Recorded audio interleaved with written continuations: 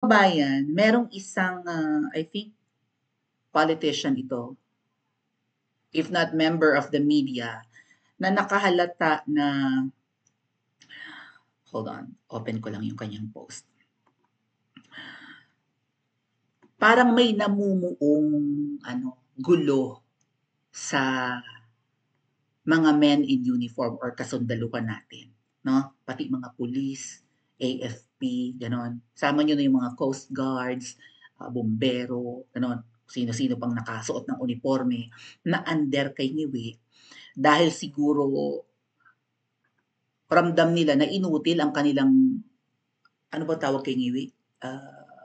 Commander-in-chief. Something like that, no? Ang namumuno sa mga matitikas nating kasundaluhan ay inutil, and then yung kanyang mga ina-appoint, mga abusado naman sa power. So, babasahin ko sa inyo itong post na to. Alright. Oh, maybe he is part of men in uniform. Not sure though. But may mga nakakarating sa kanyang info na may mga namumuong bagyo or may mga parang gusto ng sumambulat, parang bulkan baga, na sasabog na kasi pressured na, 'di ba? Tensed na sila.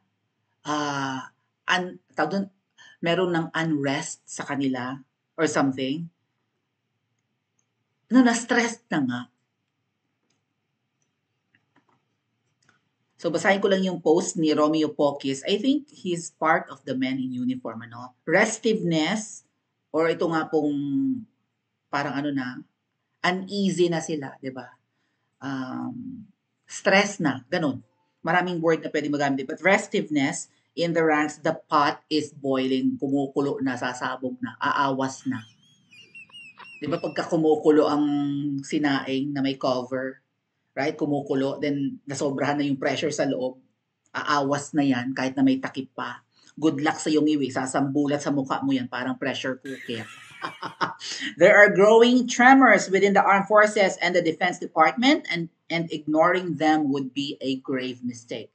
Itong tension, itong gulo, at kapag in-ignore yan, kaya yung sumalngalan ng pera, ay good luck talaga. Malaking pagkakamali. Even before the May 12 elections, credible complaints had already surfaced against General Romeo Bronner.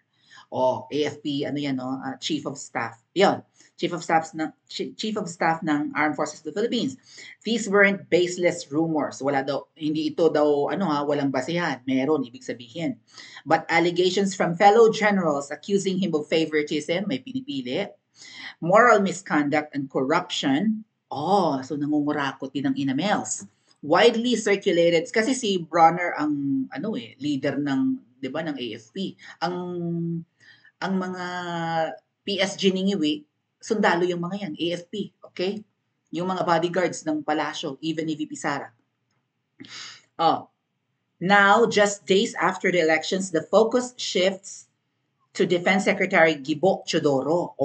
A four-page document from senior officers, which is going the rounds online, outlines serious charges. So may mga akusasyon. Umiikot daw ito sa mga matataas na opisyalis ng na pinamumunuan ni Gibo. Disregarding the Board of Generals recommendation. Siguro may mga gusto silang ma-appoint pero hindi sila pinapansin. Promoting unqualified protege. Yun, unqualified, pero nalalagpasan nila yung mga, di ba, yung mga matataas pa yung rank sa kanila na, kumbaga, nasa downline or whatever that is, nauunahan pang maipromote kasi nga may favoritism. So, masama ang loob ng mga supposedly mapopromote na kasi na, kumbaga, kung meron mang line of succession, bakit may inuuna? Ba't may nakaka-overtake?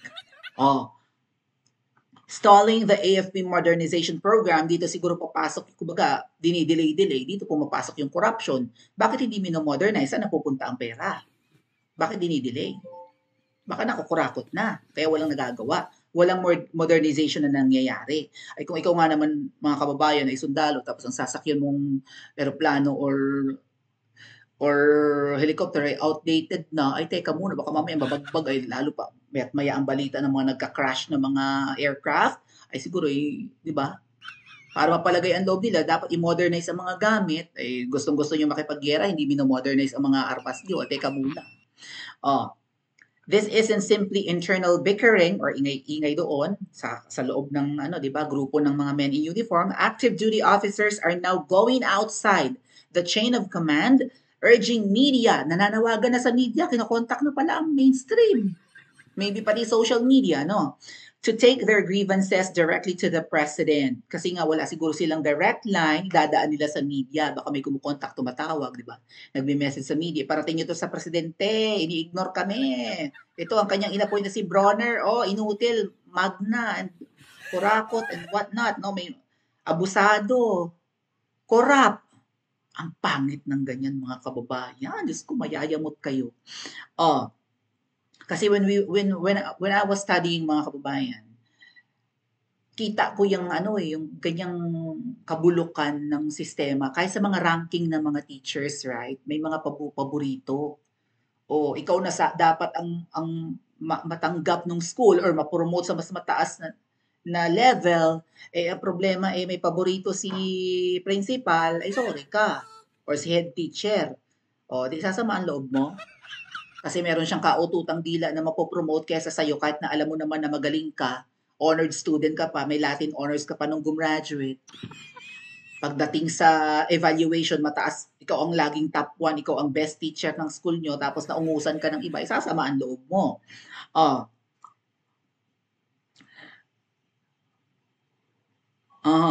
This is no longer dissent, it's a coordinated signal of institutional resistance. Let's be clear, this moment is not business as usual. President Marcos's recent directive for cabinet officials to file courtesy resignation is widely seen as a cosmetic move. So parang ano lang yun, no? Pinaganda lang yung image ni Yui na siya ay very decisive, na siya ay very matapang, or malakas, pero yun nga po, make-up lang yun. Pagkatanggal ng make-up, kita yung kapangitan. Right? Oh. Consider the larger picture, sabi. The escalating power struggle between the Duterte bloc, mga senador, and the Marcos Romualdez Araneta axis. Impeachment proceedings looming over VP Sara Duterte. So ito yung mga kinoconsider mga kababayan na ito nga po, here's the alarm bell, the early vote by Milita. Yun nga, di ba? Kitang-kita sa boto ng mga local absentee voting at kasama doon yung mga militar at pulis. O, zero ang candidate ni Ngiwi. So, hindi ito gawa-gawang kwento lang. Dahil kita sa boto ng mga men in uniform na zero. At sa tingin ko, kung ano ang hinanaing ng taong bayan, ay similar sa hinanaing ng men in uniform. Mismong pinamumunuan ni Ngiwi, hindi binoto ang mga senador niya. O, ano pa raw? Extradition and ICC detention of former President Duterte. So, yan yung mga kinoconsider na, di ba, reasons kung bakit ang men in uniform ay hindi nagusto si Ngiwi. Persistent and deep-rooted corruption in the Senate, Congress or lower house and executive agencies. Mga ahensyang hawak-hawak ni Ngiwi. Ito yung mga factors kung bakit ang men in uniform ay mukhang sasambulat na. So nahaharap si Ngiwi sa mga options na kailangan niyang piliin. Ano ba ang dapat niyang gawin? Act boldly to restore coherence and credibility within his administration. Kumilos ka ng Ngiwi, ayusin mo, ibalanse mo ito. Gawin mong nasa order ang pamumuno mo, hindi gantong gigewang-gewang ang bangka mo, right? Or ignore the growing fracture lines and face consequences that may no longer be containable. Magpatay malisya ka pa rin na alam mong hindi ka na gusto ng men in uniform. Hindi na nila binoto, hindi na sila naniniwala sa iyo. Okay? Hindi mo napigil ang kanilang mga daliring kulayan, ang mga pangalan ng Duterte bloc or ng mga Duterte-aligned senators. So, Duterte plus 2. Wala kang nagawa. Lumabas sa resulta na ang binoto ng mga pinamumunuan mong Ngiwi ay hindi ang mga kandidato mo. Political instability does not arrive overnight. It builds silently. Ayan na, di ba? Kumukulo na paunti-unti. Through insubordination, hindi pagsunod kay Ngiwi, disillusionment and betrayal at the highest levels. The next weeks, o yung mga paparating na mga linggo may determine the trajectory of this administration. Saan papuntang iwi ang administrasyon mo? Sa pabulusok o paimbulog, no? Ano ito? Acceleration or I mean, 'di ba? Pataas o pababa? Ay ayan na, ano ng mga bansa ang nagbigay ng abiso na huwag kayong pupunta ng Pilipinas? Korea, US yata, Korea and US. May dalawang countries, right? Nagbigay na sila ng abiso sa kanilang mga citizens, huwag kayong pupunta sa Pilipinas. Delikado. Lumalala ang krimen, kidnapping, at may civil unrest. Oh, the volcano is rumbling. Will it be diffused or will it erupt? So itong kumukulong bulkan, ano to, kaya ba ningiwi na buhusan ito ng tubig para huwag nang sumambulat at mamatay ang apoy? Or sasambulat ito dahil ini-ignore niya? At sinusungal-ngalan lang ng pera ang bunganga ng bulkan. Okay? Sabi nga ni Romeo Pockets kanina, tahimik lang pero nagpupuyos na sa galit ang mga pulis at kawal. Siguro yung mga pulis na pumigil sa amin in EDSA, nagsisisi, ano? Bakit pa tayo sumunod? Dapat sumama na lang tayo sa rally. 'Di ba? Dapat madaliin ang tunay na pagbabago bago mahuli ang lahat. Kasi ang inuna nila, kamkam, nakaw. 'Di ba? Ang pera ng Pilipinas, ubos na, hindi pa tayo nakakaabot ng kalahating taon dahil na ginamit sa politika. Gumastos singiwi, mga kababayan, ng 10 billion para sa campaign. Right? Galing kay John Vic Remulla yan. Gumastos siya ng pera natin, pera ng Pilipinas, ng 10 billion para sa mga kandidato niya. Sa paniwala natin, talo yung lahat. Na marumi at dinaya ang eleksyon. So, saan papunta ang Pilipinas? At sino ang unang papalag? At sino ba ang dapat unang bumaba sa kakalsadahan or mag-kudeta? Right? Or magkaisa. I think, mga kababayan, ang gagawin ng men in uniform, pagkakaisa nila si Bronner. Yung inappoint ni Ngiwi. Paltan nyo yan. Dahil kung ganito pa rin, teka muna, baka ang men in uniform ang bumaba sa kakalsadahan. At kapag, yun nga po ang sabi ko, no, ginawa na natin na bumaba tayo. Pinigil tayo, sinabotahe tayo, unfortunately, ng mga kasamahan din natin. Pero ginawa pa rin natin noong November 2024, nung pumunta kami ng EDSA. Baka naman, mga ma'am at sir, mga matitikas naming kasundaluhan at kapulisan, baka naman pwedeng kayo naman ang bumaba. Dahil kapag kayo ang bumaba din, nagawa na naming pumunta sa kakalsadahan, hindi naman siguro para hindi namin kayo suportahan. Dahil siguradong sasamahan namin kayo. After all, mas malakas kayo kesa sa amin. Tama, mga kababayan? May mga armas kayo. Trained kayo. Kami, wala. Ang kaya lang namin gawin, humawak. Maghawak kamay, humawak ng rosaryo, humawak ng flag, habang nandyan sa kakalsadahan. At magdasal. Kayo may combat skills kayo. May mga armas nga kayo. Kayo ang unang dapat bumaba, hindi kami. Naiintindihan namin kayo na kung bakit inaantay nyo lang na dumami at mamaga ang tao sa kakalsadahan.